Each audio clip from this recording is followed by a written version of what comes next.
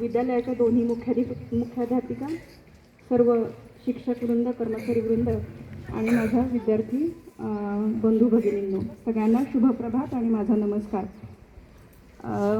आज इतकं प्रसन्न वाटतं. अनेक दिवसांनी मी कोणत्या तरी शाळेमध्ये आले. छोट्या छोट्या मुलांचा उत्साह, अनेक वर्षांनी मला माझ्या शाळेत गेल्याचा एक अनुभव आला.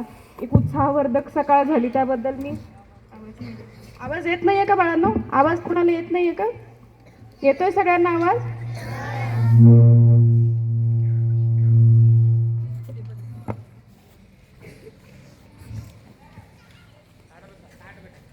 आवाज येतोय सगळ्यांना? ओके. आज खूप वर्षांनी मला माझ्या शाळेत गेल्याचा अनुभव आला आणि एक उत्साहवर्धक सकाळ माझ्यासाठी होती. त्याबद्दल मी शाळेचे आभार मानते. तुम्हाला सगळ्यांना प्रश्न पडला असेल की आज कोर्ट म्हणजे न्यायाधीश आपल्यासमोर का आलेले आहेत? तर हा आमच्या न्यायालयीन कामकाज करत असताना कोर्टामध्ये जे काही प्रकरणं चालतात त्या पलीकडे सुद्धा समाजाला शिस्त लावण्याचं काम कोर्टाचं. कोर्टामध्ये कुणाला आणतात माहिती का तुम्हाला? जे बेशिस्त असतात त्या सगळ्यांना कोर्टामध्ये धरून आणतात आणि मग कोर्ट त्यांना शिक्षा देऊन, जसं तुमच्या शाळेमध्ये सुद्धा एक मिनी कोर्ट असतं बघा. तुम्ही दोन मुलांमध्ये कोणी भांडण झालं तर तुम्ही काय करता? मॅडमकडे जाता आणि मॅडम मग कुणाचं बरोबर आहे, कुणाचं चुकलेलं आहे, कुणाला समजून सांगतात, कुणाला शिक्षा करतात. हे जसं काम तुमच्या शाळेमध्ये एक छोट्या पातळीवरती चालतं, तसंच ते काम न्यायालयामध्ये एका मोठ्या पातळीवर चालत असतं. थोडक्यात काय तर जे कोणी शिस्तीत वागत नाहीत त्यांना शिस्त लावण्याचं काम न्यायालय करत असतं. फक्त शाळेमध्ये छोट्या मुलांना लावतात, न्यायालयामध्ये मोठ्या माणसांना सुद्धा लावतात. न्यायालयाबद्दल सगळ्यांना एक आकर्षण आहे. तर पहिल्यांदा न्यायाधीश होण्यासाठी काय करावं लागतं, वकील होण्यासाठी काय करावं लागतं ते सांगते. मॅडमने आता उल्लेख केला की तुम्ही आता उगवते तारे आहात, तर तुम्हाला या पद्धतीचं मार्गदर्शन मिळणं आवश्यक आहे. आपल्याला माहिती आहे की करिअर करणं म्हणजे दोनच पर्याय आपल्यासमोर असतात. एक तर इंजिनियर व्हा किंवा डॉक्टर व्हा, आणि या दोन्ही पैकी काही नाही झालं तर इतर मग आपण मार्ग तिकडे जातो. तर न्यायाधीश होण्यासाठी किंवा वकील होण्यासाठी 12वी नंतर जसं इंजिनिअरिंग करतात किंवा डॉक्टर होण्यासाठी जसं MBBS करतात, BMS करतात, तसं LLB करावं लागतं. कायद्याची पदवी असते LLB म्हणजे. आणि त्यानंतर स्पर्धा परीक्षांची तयारी करून न्यायाधीश म्हणून काम करता येतं. तुम्ही आता पिक्चरमध्ये, मालिकांमध्ये न्यायालय बघितलं असेल तर थोड्याफार प्रमाणात अगदी त्याच्यात रंजकता असते, पण तशी रंजकता नसते खऱ्या वस्तुनिष्ठ जे न्यायालय असतं त्याच्यामध्ये. तशी रंजकता नसते, पण साधारणपणे तसंच काम चाललेलं असतं. कसं कायदा म्हणजे काय आहे? तर मी आता जसं सांगितलं तसं कायदा हा शिस्त लावण्याचं काम करतो.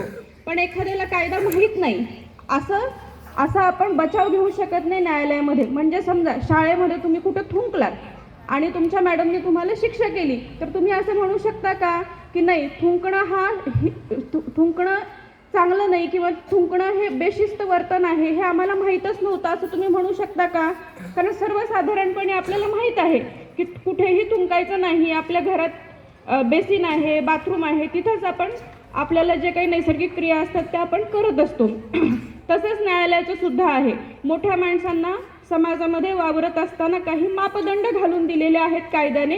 ते मापदंड पालन करण्याचं काम सर्वसामान्य माणसाचं आहे. आणि कायदा माहीत नाही, ते मापदंड माहीत नाही, असा बचाव घेता येत नाही. म्हणून सर्वांना कायदा माहीत असणं आवश्यक आहे आणि तो कायदा समजून देण्यासाठी आज आम्ही तुमच्या समोर आलेलो आहोत. आता आज या महिन्यामध्ये, जानेवारी महिन्यामध्ये 2 आपले दिनविशेष आहेत महत्त्वाचे. एक आहे तो स्वामी विवेकानंदांची जयंती, जो आपण राष्ट्रीय युवक दिन म्हणून साजरा करतो, आणि दुसरा आहे की राष्ट्रीय बालिका दिन. तर पहिल्यांदा मी स्वामी विवेकानंदांबद्दल सांगते. जास्त त्यांचं तत्त्वज्ञान तुम्हाला आता समजण्यासारखं नाही. फक्त त्यांनी आपल्याला जो संदेश दिला, त्यांचा संदेश होता उठा, जागे व्हा, संघटित व्हा, ज्ञानी व्हा. आता उठा, जागे व्हा याचा अर्थ काय आहे? आपण सगळे झोपलेलो आहोत का? तर नाही. उठा, जागे व्हा म्हणजे ज्ञानार्जन करण्यासाठी जागे व्हा. विविध क्षेत्रातून सकाळी उठल्यानंतर पेपर वाचला पाहिजे. शाळेत आल्यानंतर मॅडम, सर जे काही शिकवतात ते सगळं आपण व्यवस्थितपणे त्याचं आकलन केलं पाहिजे. त्याला उठा, जागे व्हा, संघटित व्हा म्हणजे काय की एखाद्या आपल्या वर्गामध्ये पण उदाहरण घेऊया. एखाद्या आपल्या मित्राला कोणी जर सगळे मुलं मिळून चिडवत असतील तर सगळ्यांनी त्याच्या पाठीमागे उभं राहिलं पाहिजे. तसंच मोठ्या पातळीवरती समाजात सुद्धा एखाद्या व्यक्तीवरती अन्याय होत असेल तर आपण त्याच्या पाठीमागे उभं राहिलं पाहिजे. त्याला संघटित होणं म्हणतात. आता सध्या कोर्टामध्ये आम्ही सगळ्यांनी टीव्हीमध्ये पिक्चरमध्ये बघितलं असेल की कोर्टामध्ये पहिल्यांदा जो कोणी साक्षी द्यायला येतो त्याला आम्ही शपथ देतो. पण कोर्टाची सध्याची परिस्थिती अशी आहे की जे कोणी साक्षीदार आमच्या समोर येतात ते जर स्वतःचं प्रकरण असतील तरच खरी शपथ घेतात, अन्यथा दुसऱ्याच्या प्रकरणामध्ये खोट्या शपथा घेण्याचं सुद्धा प्रचंड प्रमाण आहे. त्याच्यामुळे तुमच्यासारख्या मुलांमध्ये शिस्त किंवा खरं बोलण्याचं जे काही महत्त्व आहे ना ते बिंबवण्याची आज खऱ्या अर्थाने गरज आहे. आणि लोक कोर्टामध्ये येऊन खोटी साक्ष देतात म्हणून आज काही आपल्या समाजामध्ये जे काही कोर्ट अस्तित्वात असताना सुद्धा जे काही आपल्याला आजूबाजूला गुन्हे घडताना दिसतात त्यांना शिक्षा होत नाही. त्याचं कारण फक्त हे मोठे लोक सुद्धा खोटं बोलतात. त्याच्यामुळं आपल्याला आत्तापासूनच आपण लहान वयापासूनच ठरवायचं आहे की खोटं बोलायचं नाही. जे काही आपल्या समोर आहे, जे काही आपण बघितलेलं आहे ते सगळं आपल्याला खरं सांगायचं आहे. आता दुसरी गोष्ट आहे की स्वामी विवेकानंदांचं आपल्याला माहिती आहे की 1893 साली शिकागोमध्ये एक धर्मपरिषद झाली होती आणि त्या धर्मपरिषदेमध्ये आता मी जसं भाषण करते तसं स्वामी विवेकानंदांनी त्याच्यामध्ये भाषण केलं होतं. आणि त्याच्यामध्ये भाषणाची सुरुवात त्यांनी बंधू आणि भगिनी या शब्दांनी केली.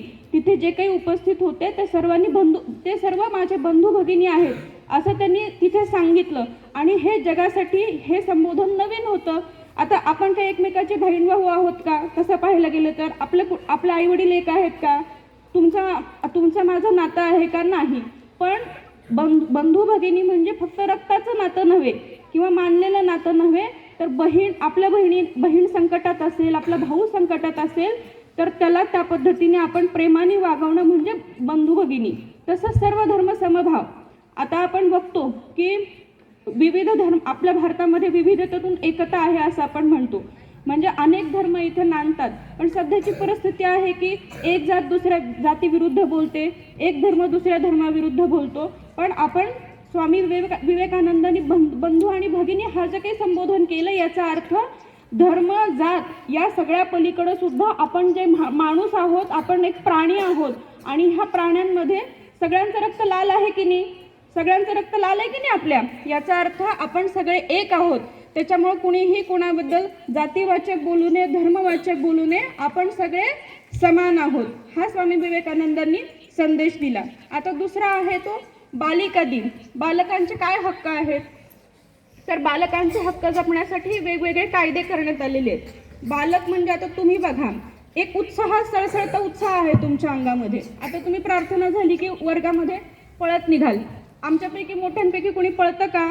किंवा असं आता जसे तुम्ही सगळे ॲक्शन करत गाणे म्हणले तसं आम्ही म्हणू शकतो का? नाही. याचं कारण तुमच्यामध्ये सळसळता उत्साह आहे आणि त्या उत्साहाला योग्य मार्गक्रमण चॅनलाइज करणं हे आमच्या सर्व मोठ्यांचं काम आहे. हा जो काही तुमचा बालक म्हणून उत्साह आहे, तुमच्यामध्ये एनर्जी आहे, त्या एनर्जीला योग्य पद्धतीने आम्हाला दिशा दाखवायची आहे.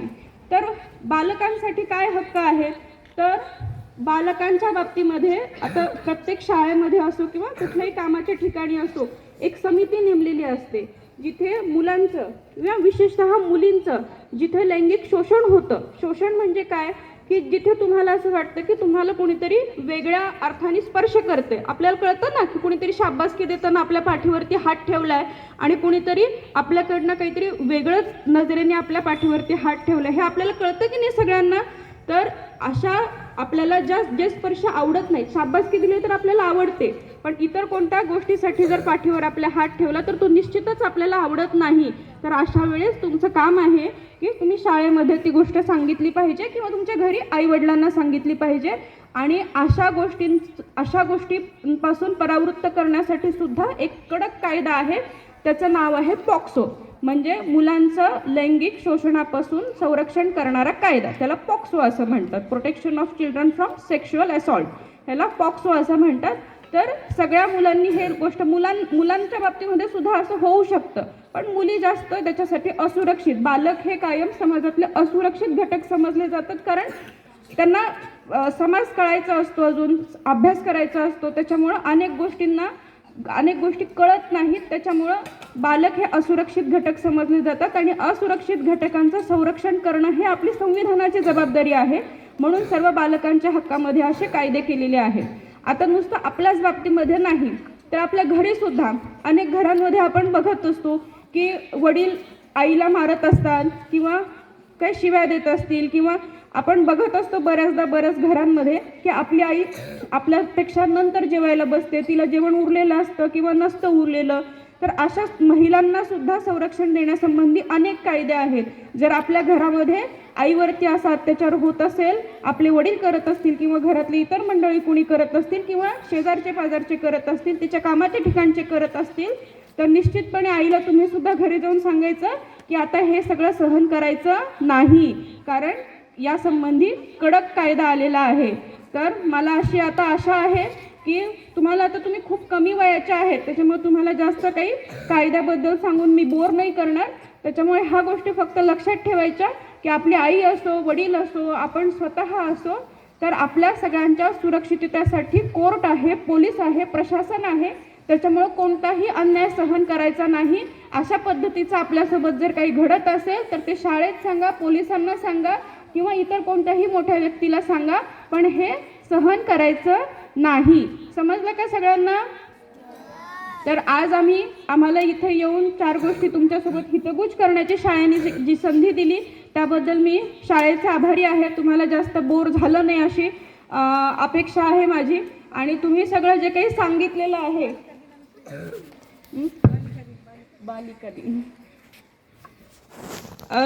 बालिका दिनाबद्दल सांगायचं तर आपण आता अशी परिस्थिती आहे की महाराष्ट्रामध्ये 1000 पुरुषांमागे 900 ते 850 ते 900 इतक्या मुलींचं प्रमाण आहे. म्हणजे काय तर एखाद्या आपण जर अहमदपूर शहराचं उदाहरण घेतलं तर अहमदपूरमध्ये मुलांचा जन्म होत असेल तर तिथं फक्त 900च मुलींचा जन्म होतोय. म्हणजे 100 मुली कमी जन्मतात. याचं कारण काय आहे? तर याचं कारण आहे की अनेक घरामध्ये मुलंच पाहिजे आहेत फक्त. तर आपल्या घरामध्ये सुद्धा असं काही होत असेल तर आपण तिथं निश्चित हे केलं पाहिजे. आणि मुलींनी काय केलं पाहिजे त्यासाठी? आपल्या घरामध्ये आपण आपली एक जागा निर्माण होण्यासाठी आपण स्वतः सक्षम झालं पाहिजे. आपल्याला कोणी वाटे जाण्याची हिंमत नसायला पाहिजे कुणाची. त्यासाठी तुम्ही शारीरिकदृष्ट्या सुद्धा सक्षम असायला पाहिजे. कराटे शिकायला पाहिजे. तुमच्यासमोर उभं राहण्याची कुणाची ताकद नसायला पाहिजे, असं व्हायला पाहिजे. किंवा अभ्यास करून इतकं मोठं व्हायला पाहिजे की तुमच्या वाटेला कोणी आलं नाही पाहिजे. आणि म्हणून असं म्हणतात की मुलगा एका कुटुंबाचं फक्त नाव उज्ज्वल करतो, पण मुलगी 2 कुटुंबांचं नाव उज्ज्वल करते. आता माझं घ्या, मी एक न्यायाधीश म्हणून काम करते, तर वडगावकर हे माझं माहेरचं आडनाव आहे आणि सावंत हे माझं सासरचं आडनाव आहे.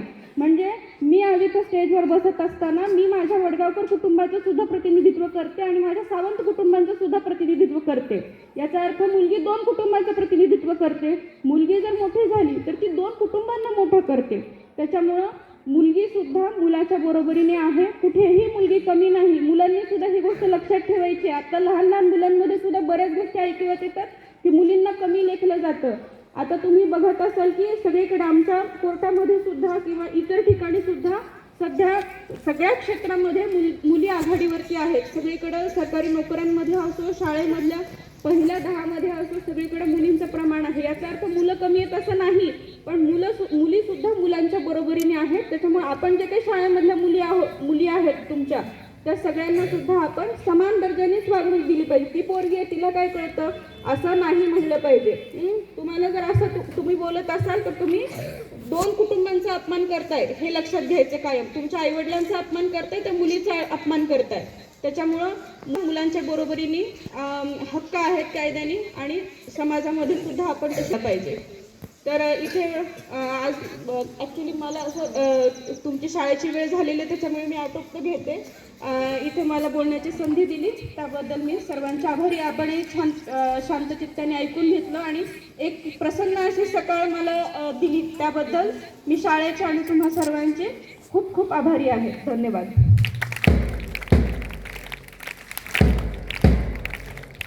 धन्यवाद मॅडम.